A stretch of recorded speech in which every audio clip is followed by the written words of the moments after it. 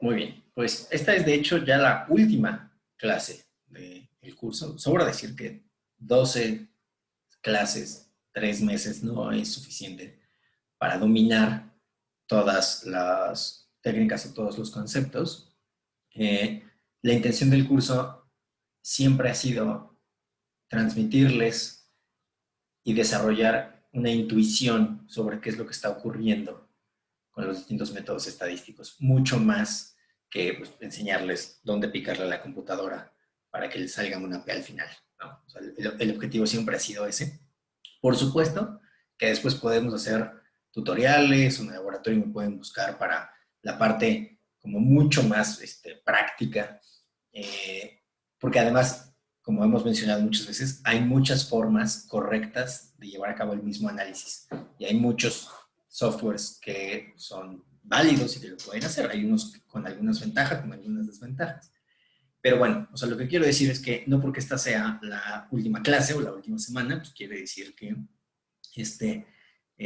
avienten estas ideas y avienten estos conceptos, practiquen mucho. Si quieren ejemplos o ejercicios para practicar cosas, pues con mucho gusto les puedo decir qué bases de datos ya están precargadas en R, en HASP, en Internet pueden sacar o bajar muchas bases de datos como para mejorar sus habilidades con el software. Insisto, aunque, bueno, como ustedes saben, a mí me gusta más R, hay que saber usar un poquito de todo. Nadie sabe usar todo de ninguno de los softwares, ¿no?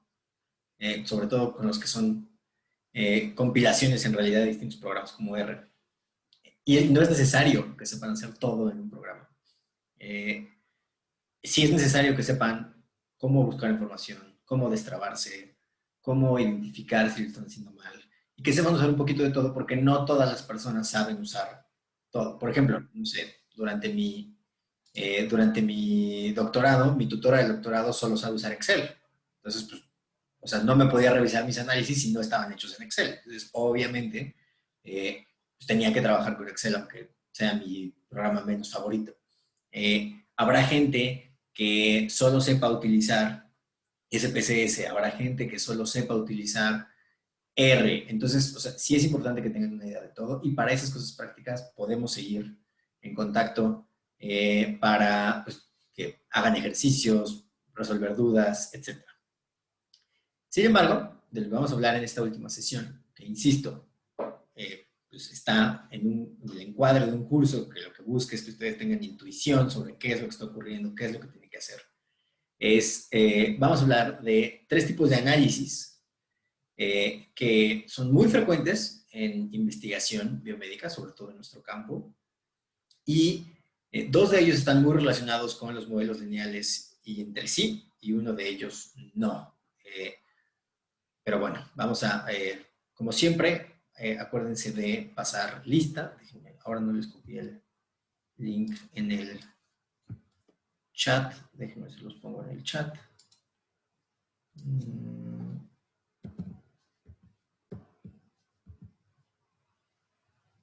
Un segundo. Oh, crack. Muy bien. Entonces, bueno, ya saben, escaneen el QR o denle clic al link del chat para registrar su asistencia. Y como les decía, pues hoy vamos a hablar de análisis de supervivencia, análisis de componentes y de metaanálisis.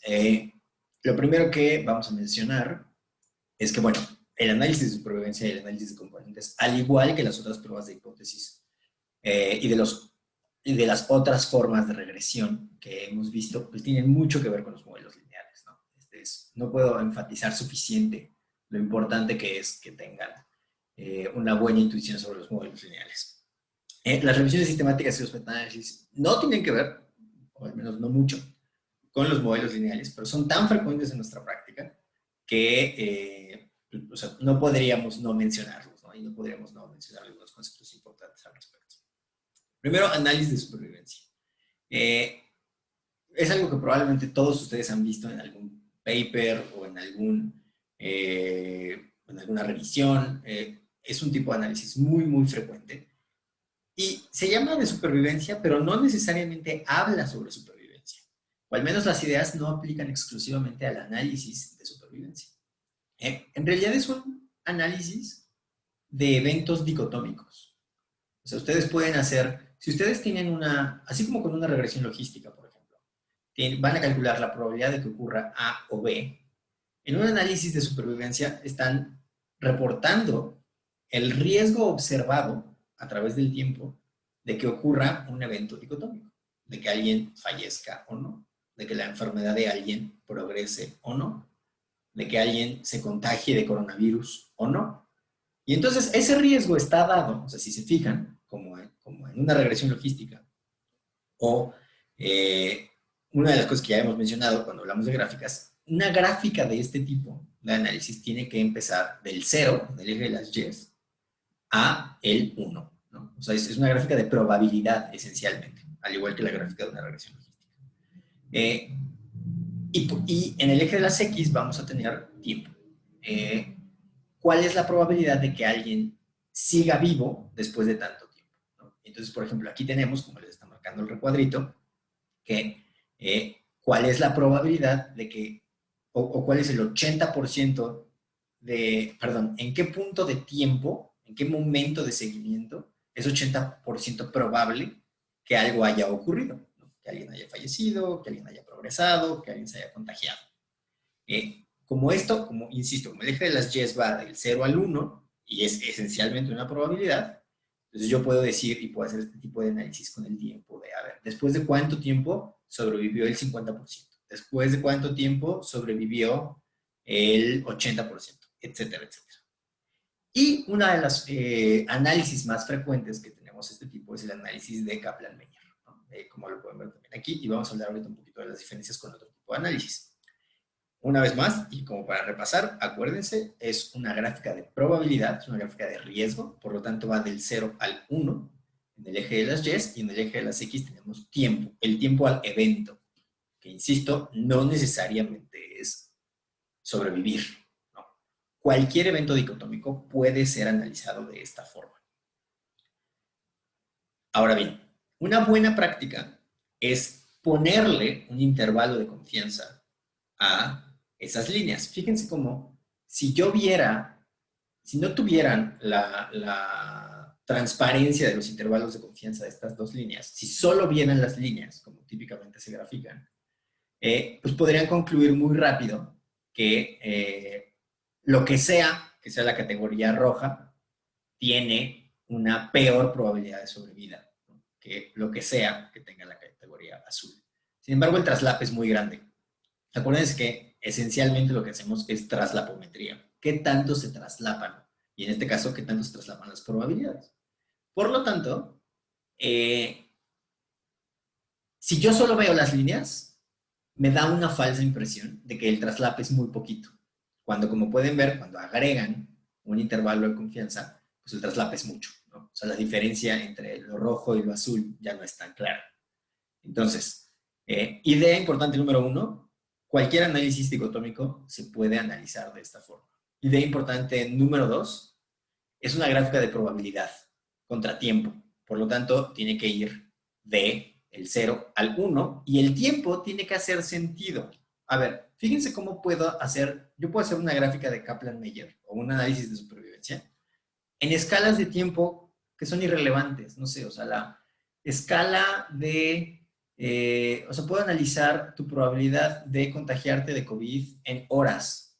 Pues eso no le sirve a nadie, ¿no? O sea, la escala del eje de las X tiene que hacer sentido con la aplicación o la interpretación que se le va a dar a este tipo de análisis, ¿no? Entonces, además de que se fijen en que vaya del 0 al 1, porque es una probabilidad de que la gráfica, de que el eje de las X tenga una unidad de tiempo razonable, fíjense que hay o que haya intervalos de confianza. Porque si no los hay, como vemos solo líneas, pues las líneas se van a traslapar muy poco. Entonces, o sea, el intervalo de confianza me da mucha más información.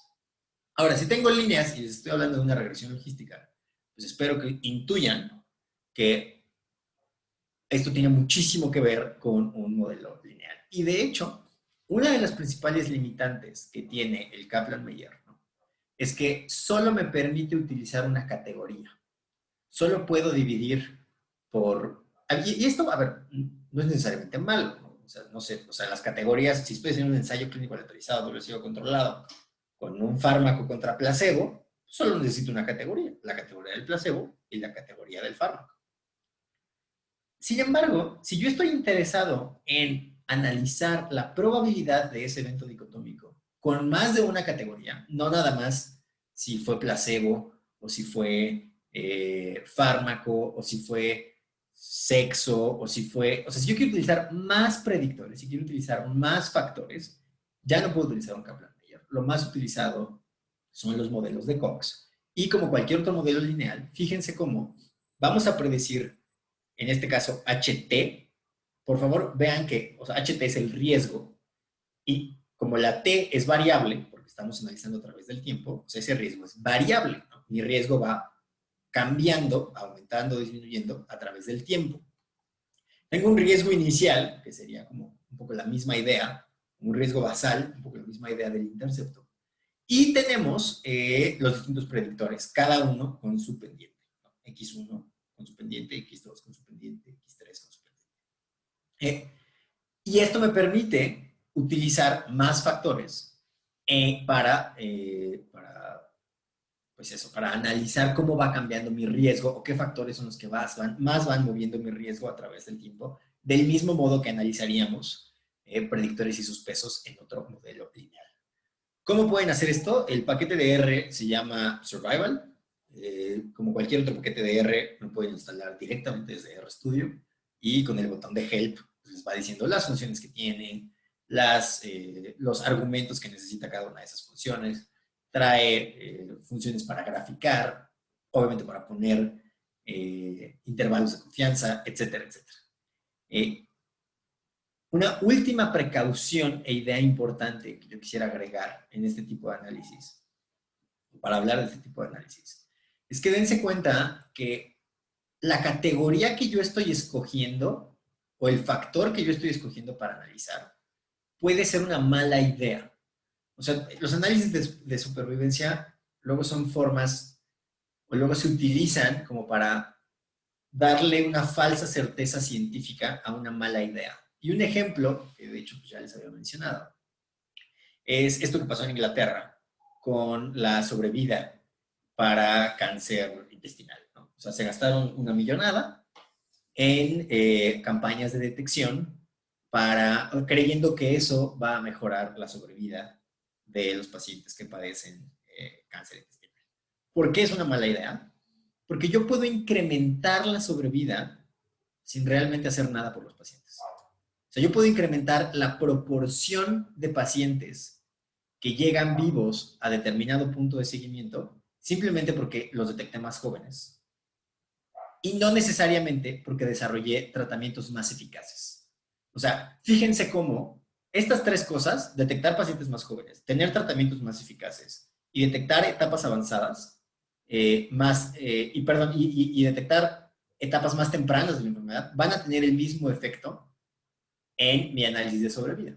O sea, si yo quiero ver en qué punto de seguimiento, después de cuánto tiempo tengo 80% de mi población con determinado desenlace, si estamos hablando de sobrevida, pues esto va a ser lo mismo si tengo un mejor tratamiento o si los detecté antes. O sea, puede ser que mis pacientes con cáncer están falleciendo en el mismo momento, pero, o sea, vamos a suponer, tenemos que una cohorte de pacientes con cáncer de próstata de muy alto riesgo, es un cáncer muy agresivo y la edad promedio de fallecimiento es 55 años.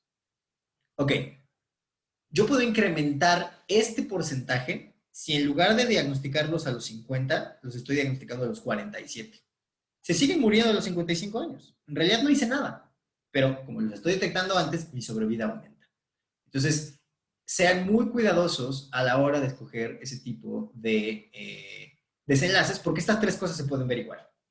Detectar antes, detectar etapas más tempranas o tener tratamientos más eficaces se pueden ver igual. Entonces, pues, eso no necesariamente está haciendo nada por los pacientes. ¿Dudas de cuáles son las ideas importantes en este tipo de análisis?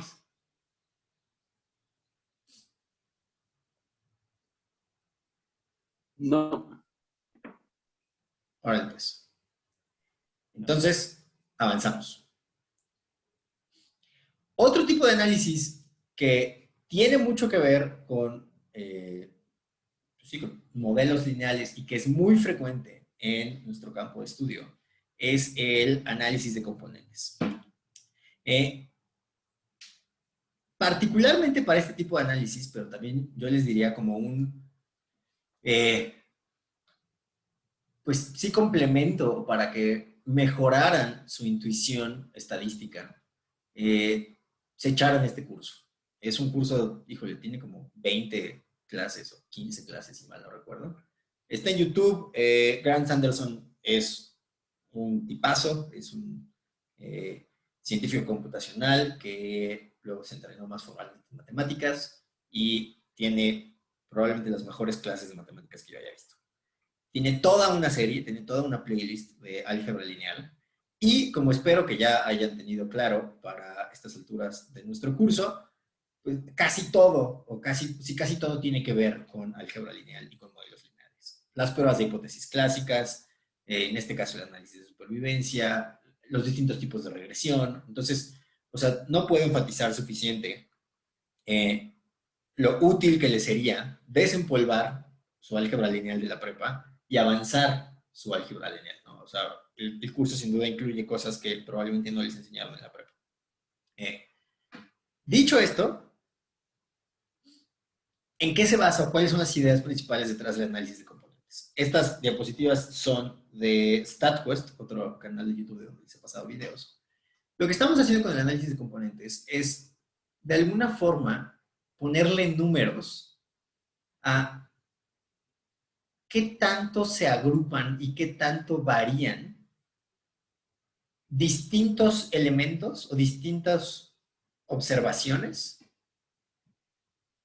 dentro de una misma línea y de hecho dentro de varias líneas. Entonces, imagínense que, como están viendo en la diapositiva aquí, ustedes están midiendo, en este caso es los niveles de transcripción de un gen, pero podrían ser las calificaciones de un examen, podría ser el HOMA, podría ser su área bajo la curva, en una curva de glucosa, podrían ser 1000 cosas.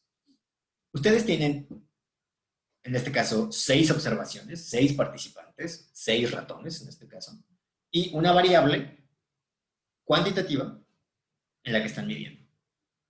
Y si se fijan, si medimos solo una cosa, podríamos agrupar estos resultados pues, en una línea. Y entonces vemos cómo los números, los participantes, 6, 5 y 4, se parecen más entre sí, están más cerca sus resultados entre sí, que los de las observaciones 1, 2 y 3. ¿No? O sea, estos tienen su grupito y el 3, 1 y 2 tienen otro grupito. Simplemente estamos poniendo sus resultados a lo largo de la línea y diciendo estos están más cerca entre sí y estos están más cerca entre sí, lo cual es visualmente muy intuitivo. Pero fíjense cómo podemos expandir esta idea y podemos ahora graficar dos categorías. En este caso, pues se está poniendo nivel de transcripción del gen 1, nivel de transcripción del gen 2, pero acuérdense que esto podría ser IMC y la otra variable podría ser edad. Fíjense cómo puedo hacer esto ahora en un plano cartesiano y tener dos dimensiones, ¿no? Y entonces seguimos viendo que el valor en el eje de las X agrupa a el 5, el 6 y el 4 de esta forma.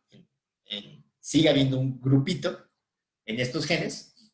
Y cuando tomo en cuenta mi segunda medición, sigo teniendo estos 1, 3 y 2 juntos, ¿no? Sin embargo, ahora, pues obviamente hay una variación en la siguiente dimensión, en la siguiente medición que yo estoy haciendo. Pero fíjense cómo podría extender esto todavía más.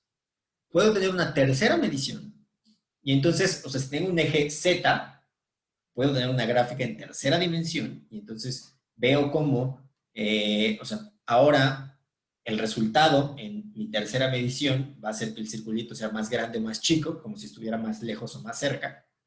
Y entonces puedo seguir viendo si se siguen agrupando juntos.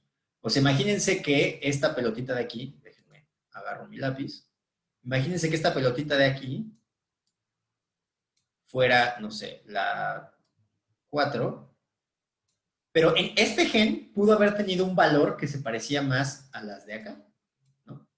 Entonces, empezar a hacer esto me permite ver si efectivamente estas observaciones, estos animales, se mueven juntos, por un lado. Pero por otro lado, también me permite ver cuál de estas mediciones, ¿no? En este caso es gen 1, gen 2, gen 3, cuál de estas mediciones separa mejor estos grupitos. Entonces puedo medir las distancias del grupito 1 respecto a el eje de las X, puedo medir las distancias respecto al eje de las Y, medir las distancias respecto al eje de las Z, y entonces mover todos, o sea, si se fijan, aquí no están centrados, y por centrados me refiero a hacer esto.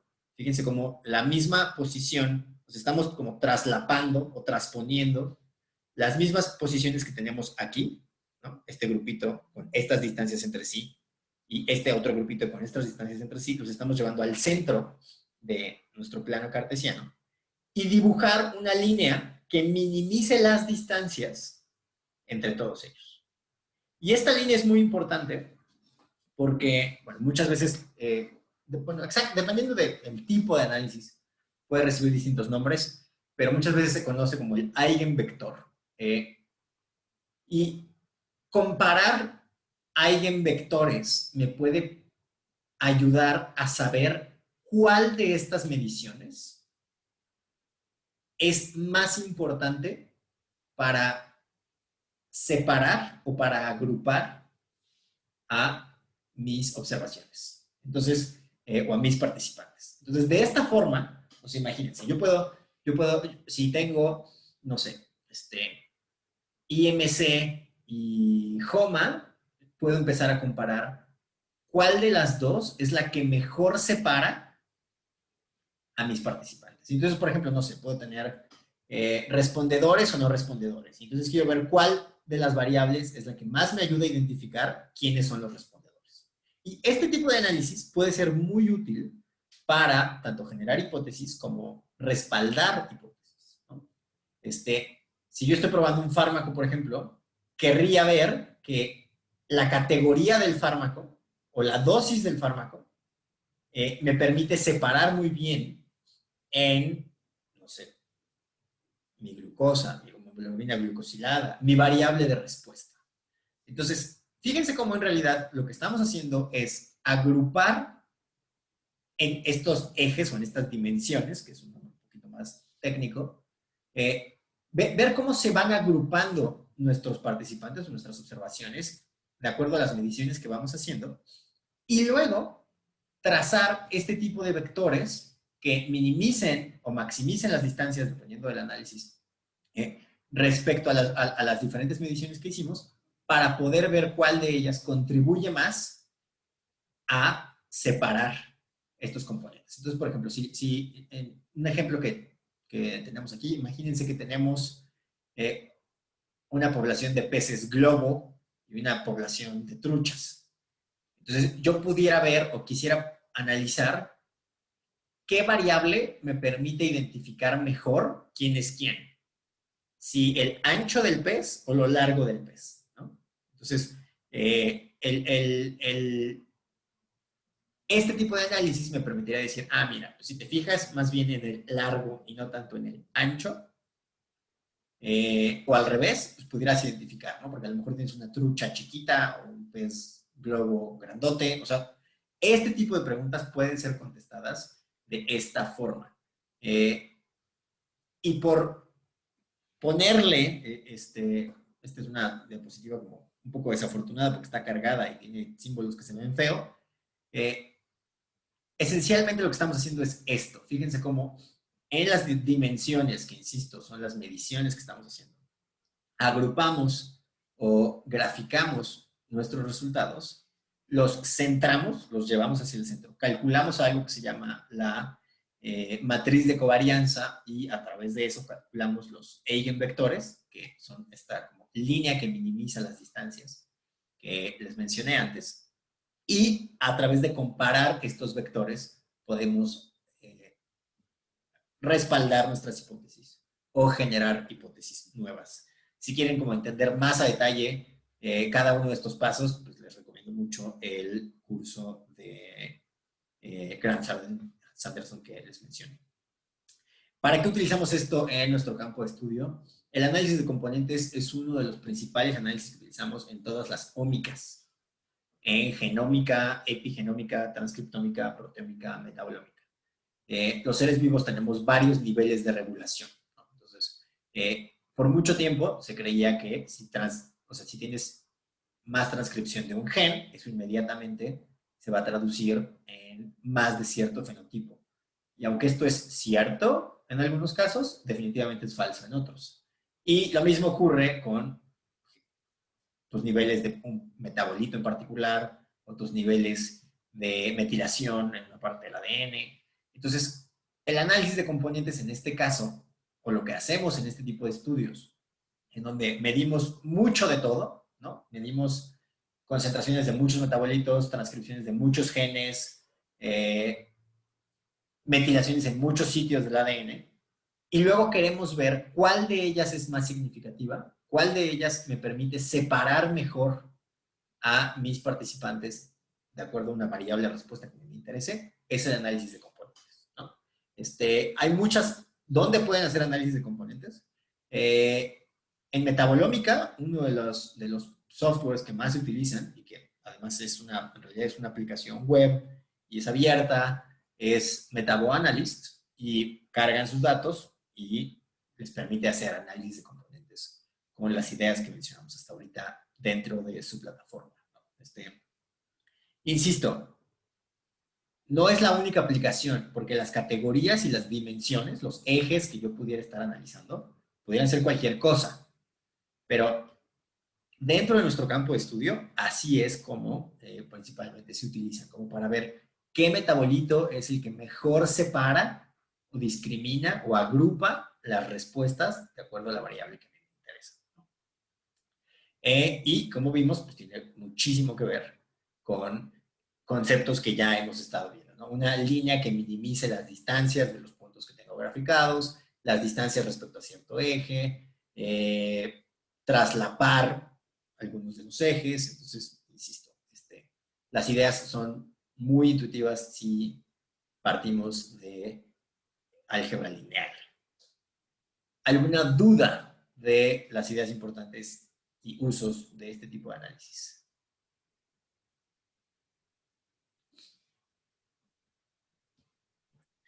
Yo sí, ahí, ¿cómo interpretarías que una variable está explicando más el fenómeno que estás viendo? O sea, Mira, ajá, es una, a ver, por ejemplo, en este caso, o sea, tú tienes tu eje de las, déjame sacar el lapicito, tú tienes el eje de las X y el eje de las Y, ¿no? Fíjate cómo en el eje de las X, la dispersión de los puntos es mayor. Voy a cambiar de color porque desafortunadamente es el mismo que el de la diapositiva. Fíjate cómo la dispersión en este eje es mayor que la dispersión en este eje. ¿Ya viste? Hay más cambio en el de las X que en el de las Y. Entonces, eso es como uno de los argumentos que utilizarías para decir, o sea, o sea, álgebra lineal en realidad tiene mucho que ver con álgebra de vectores. El componente, o sea, si esta línea que minimiza las distancias de los puntos la analizas como un vector resultante, el componente de este vector resultante del eje X es mayor que el componente del eje Y, ¿no? Entonces dirías, mi medición del eje X me está ayudando más a separar los grupos que la del eje Y. No sé si me expliqué. ok, sí, sí, sí. O sea, Gracias. tendríamos, acuérdense que todo vector tiene una, sobre todo un resultante, tiene su componente, ay, joder. Todo vector resultante tiene un componente, en este caso, X y un componente Y, ¿no? Entonces, estás comparando los dos componentes, las dos líneas que componen tu vector resultante.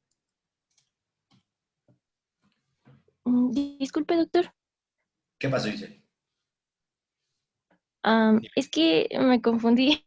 No sé si podría volver a explicar eso de la distancia de X y de Y, por favor. Sí, mira, a ver.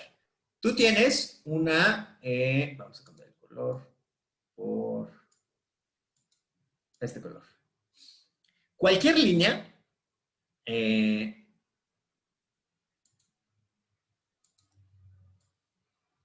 ver, tú tienes aquí tu plano cartesiano. Y ahora vas a dibujar una línea. Así. Esta línea tiene un valor de X y un valor de Y. Tú podrías transmitir la misma información de esa línea si tuvieras, y ahora voy a cambiar mi color. O sea, esta línea tiene un valor en el eje de las X. No te está diciendo que, imagínate que aquí, no sé, aquí va el 1, este es el 2 y este es el 10. Y tiene un valor en el eje de las Y's. Imagínate que este es el eje de las Y's. O sea, esta línea va del 3 al 4. Lo único que estás diciendo es, esta línea rosa empieza en el valor 2 de mi eje X y termina en mi valor 10 del eje X. Y empieza en mi valor 3 del eje Y y termina en mi valor 4 del eje Y. Entonces, estos se conocen como los componentes de esa línea. Componen a la línea rosa de la que estamos hablando. En un vector, los vectores resultantes tienen un componente X y un componente Y. Si hay más de un eje, pues tiene un componente adicional. Ese componente se refiere a... O sea, tu vector resultante es como si fuera tu... No es exactamente un promedio. Es una mala palabra, promedio. Pero tu vector resultante es un vector que lleva la misma magnitud y la misma fuerza, la misma magnitud, perdón, y la misma dirección que todos los vectores que estás intentando agrupar. En este caso, uno en el eje de las X y uno en el eje de las Y. Si tú tuvieras, por ejemplo, a ver, vamos a borrar estos valores de aquí, estos valores de aquí. Imagínate que tú tienes, lo que estamos haciendo con esta línea roja, es decir, este vector que agrupa las distancias de los vectores de todos estos puntos tiene esta magnitud, tiene esta dirección, tiene esta pendiente. Es como si fuera el resultante de todos estos vectores. Y por lo tanto, yo puedo analizar, por eso se llama análisis de componentes. Porque estoy analizando cuál de esos componentes es el que más influye en la magnitud y la dirección de este vector. No sé si me expliqué o si lo intentamos de otra forma.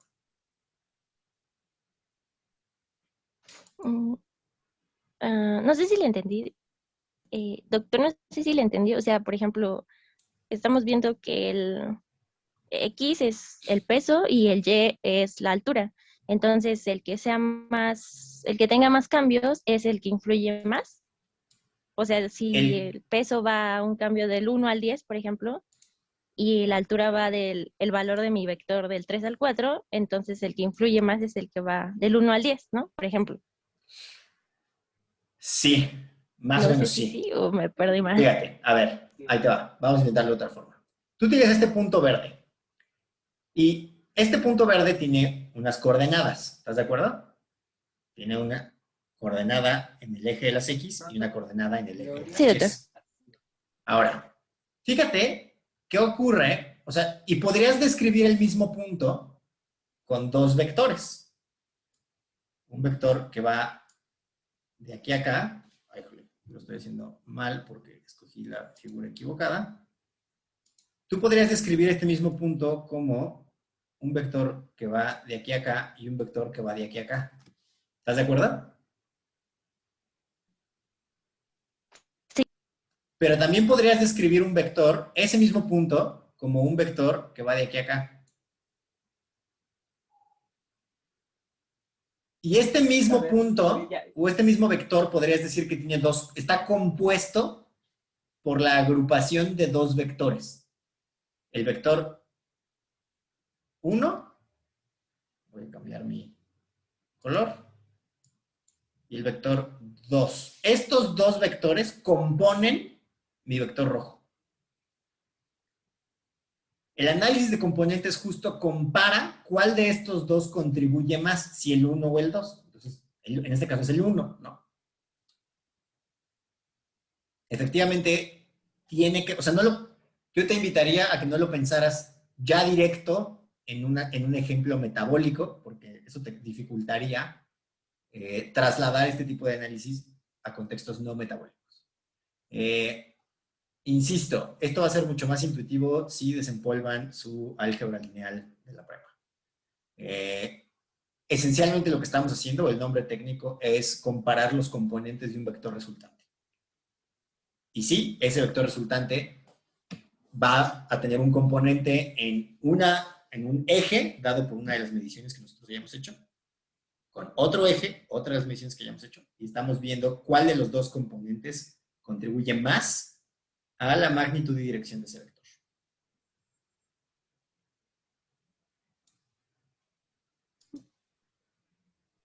¿Algo más? Sí, ya. Vientos. No, doctor, ya me quedó claro. Órale. Bueno, ahora, esto ya no tiene nada que ver con líneas, o tiene muy poco que ver con líneas, pero tiene mucho que ver con lo que hacemos todos los días. Y dejé este tema hasta el final del curso, porque creo que está sobrevaluado. Creo que, bueno, en resumen eso. O sea, creo que las revisiones sistemáticas y los metaanálisis están sobrevaluados en nuestra práctica en general, tanto en investigación como en la clínica. Tenemos esta idea de la pirámide de la evidencia. Los distintos estudios en realidad responden distintas preguntas y no es que haya unos mejores que otros. De hecho, como espero convencerlos, hay muchos problemas con las revisiones sistemáticas y los metaanálisis. Son útiles, pero como cualquier estudio, es útil si mi pregunta de investigación es clara, ¿no? Entonces, de acuerdo a mi pregunta de investigación, un estudio puede ser mejor que otro para contestarla. Y los metaanálisis y las revisiones sistemáticas tienen su utilidad. Sin embargo, típicamente los usamos mal. Lo primero que, a ver, ¿qué entienden por una revisión sistemática? ¿Cuál es la diferencia entre una revisión normal, una revisión narrativa y una revisión sistemática? Que hay análisis estadísticos. ¿Y una hipótesis? Hay algunos análisis estadísticos, no exactamente. ¿Cuál es la diferencia? A ver, ¿cuál es la diferencia entre una revisión sistemática y un metaanálisis?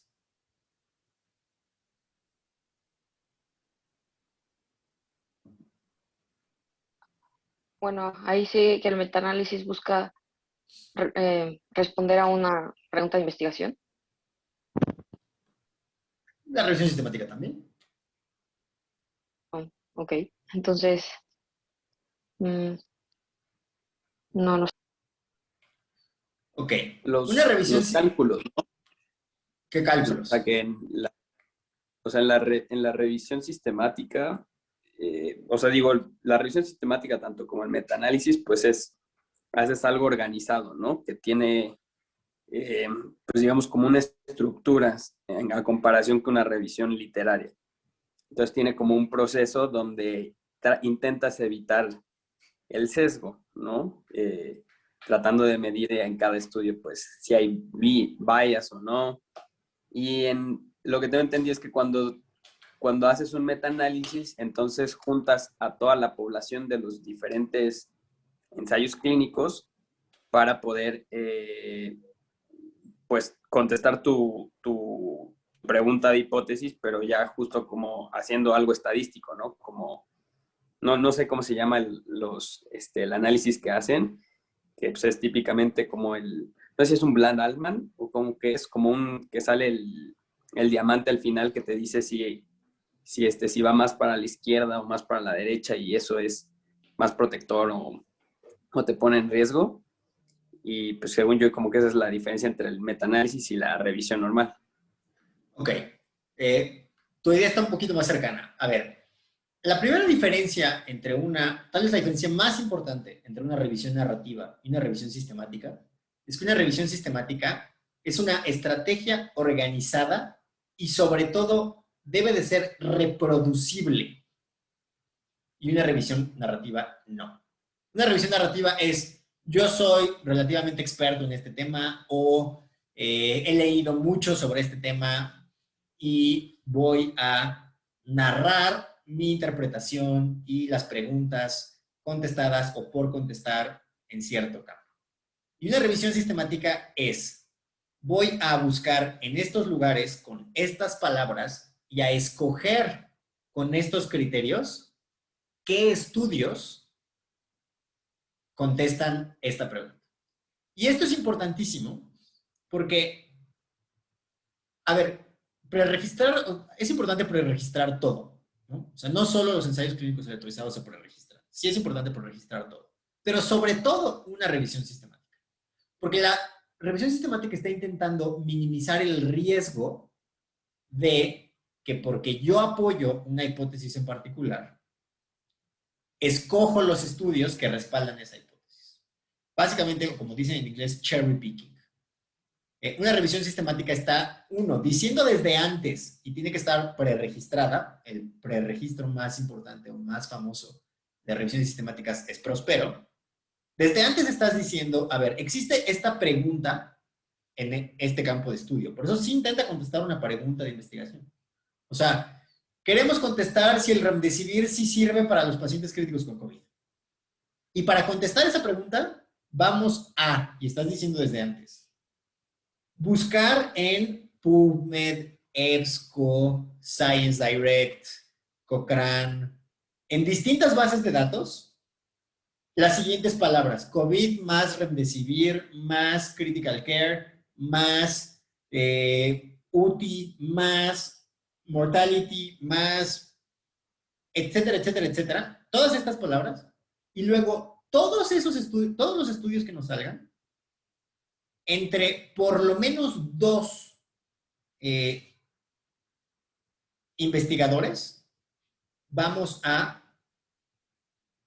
revisar los estudios que nos salgan y consensar cuáles son los que cumplen los criterios de haber sido aleatorizados, haber sido en esta escala de tiempo, haber sido no haber utilizado otros fármacos al mismo tiempo. O sea, establecemos una serie de criterios de qué estudios sí se van a quedar y luego esos estudios los vamos a comparar para intentar contestar si hay más evidencia a favor o en contra de una determinada idea. Por eso tiene que ser reproducible, porque la revisión sistemática está partiendo de la idea de que si yo meto las mismas palabras a las mismas bases de datos y aplico los mismos criterios de selección, tendría que llegar a la misma conclusión o a por lo menos a los mismos estudios. Dicho de otro modo, una revisión narrativa la puede escribir una sola persona, pero una revisión sistemática es imposible que la escriba una sola persona. O no sería ideal, ¿no? Típicamente hay 2 revisores y uno que desempata, ¿no? Cuando uno dice este estudio sí y este estudio no, hay uno que desempata.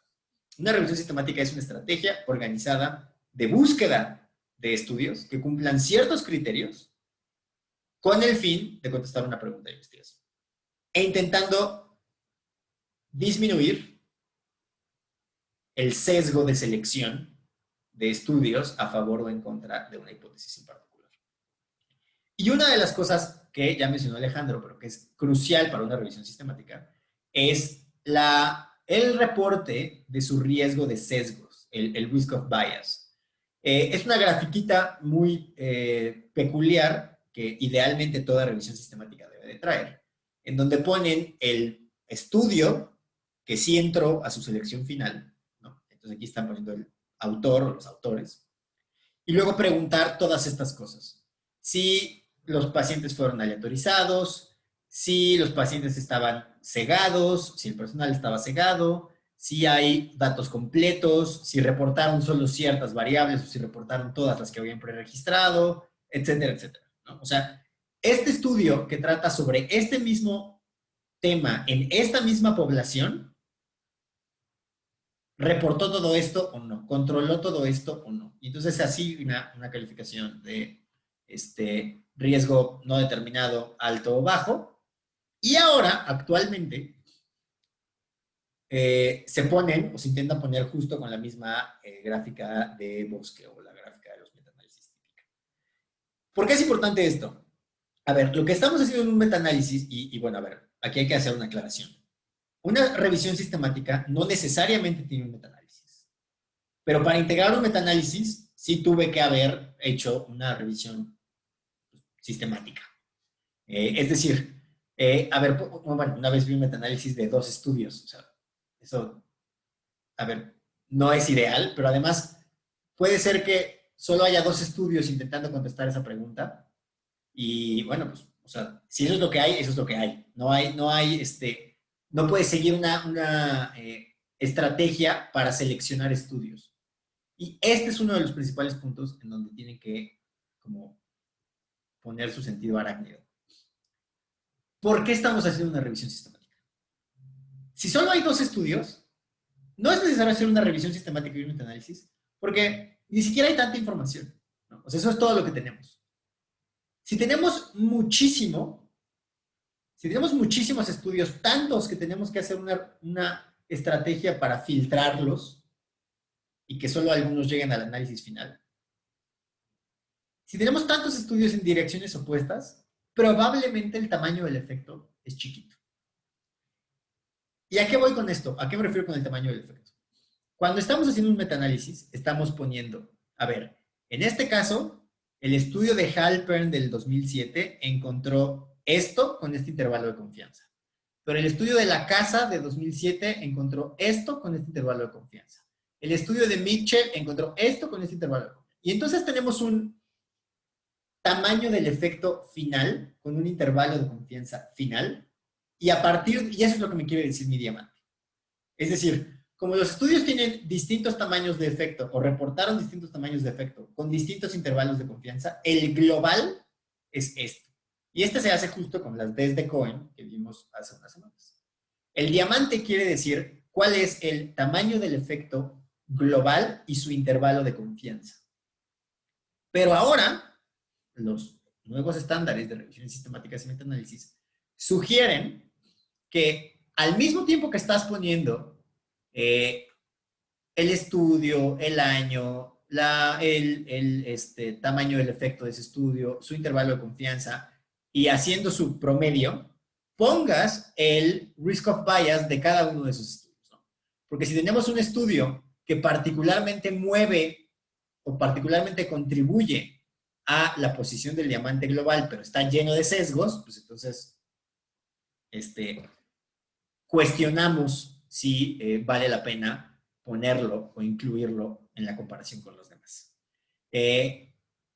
Una cosa adicional, y bueno, antes de pasar a esto, ¿alguien tiene alguna duda de qué es lo que está graficando este diamante?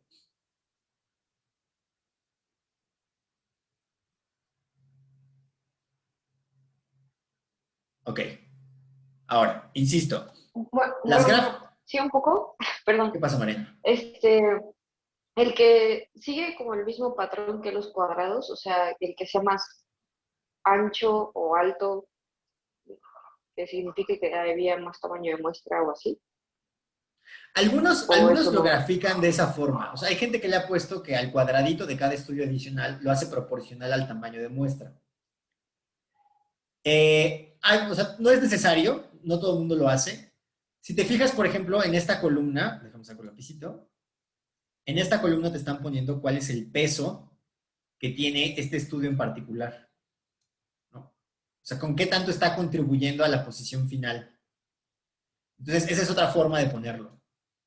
El rombo es la posición del rombo te está diciendo cuál es el global o el tamaño del efecto global de todos los estudios que estás analizando, y su anchura te está diciendo el intervalo de confianza.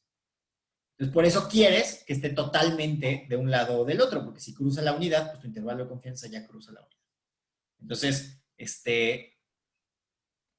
el tamaño de muestra o el peso con el que contribuye un estudio a la posición de tu rombito final, lo puedes expresar o con el tamaño del cuadradito o con un porcentaje.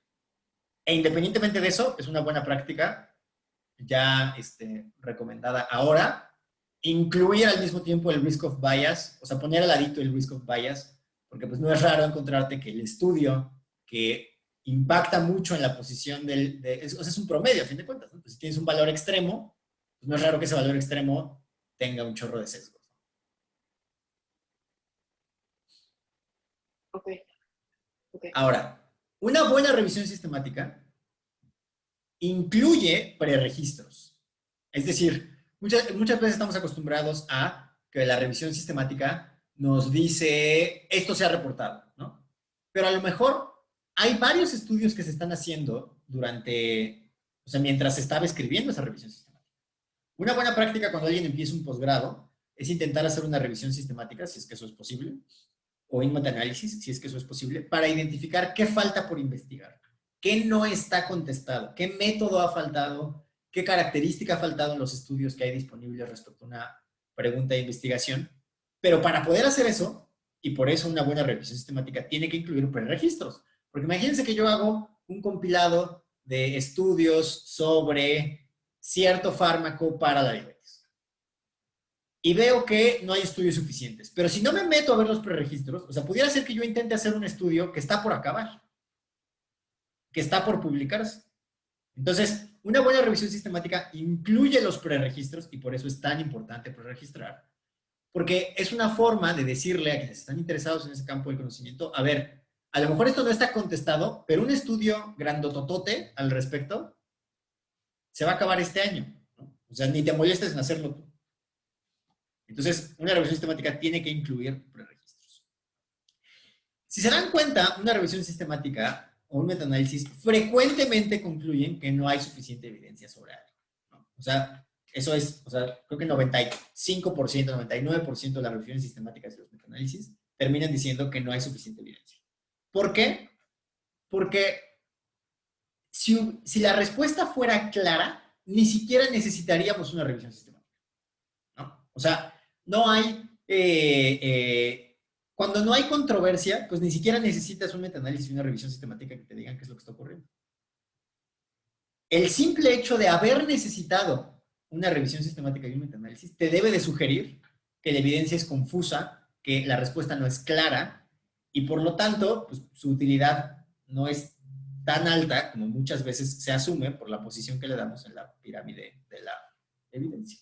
Y de hecho, por eso, hace ya muchos años, y yo creo que este es uno de mis 5 artículos favoritos de toda la vida, el BMJ publicó esta revisión sistemática sobre la utilidad del paracaídas para brincar de un avión, ¿no? Para el reto gravitacional de, la utilidad de un paracaídas para confrontar un reto gravitacional. Entonces, hicieron todo lo que uno tiene que hacer en una revisión sistemática, preregistraron sus palabras de búsqueda, preregistraron en dónde iban a buscar, sus criterios de aceptación de los estudios, pero por supuesto no pudieron encontrar ensayos clínicos aleatorizados en donde hayan aleatorizado, tú vas a brincar con paracaídas, tú vas a brincar sin paracaídas, y por lo tanto, pues no pudieron hacer un metaanálisis, ¿no? Y una revisión sistemática.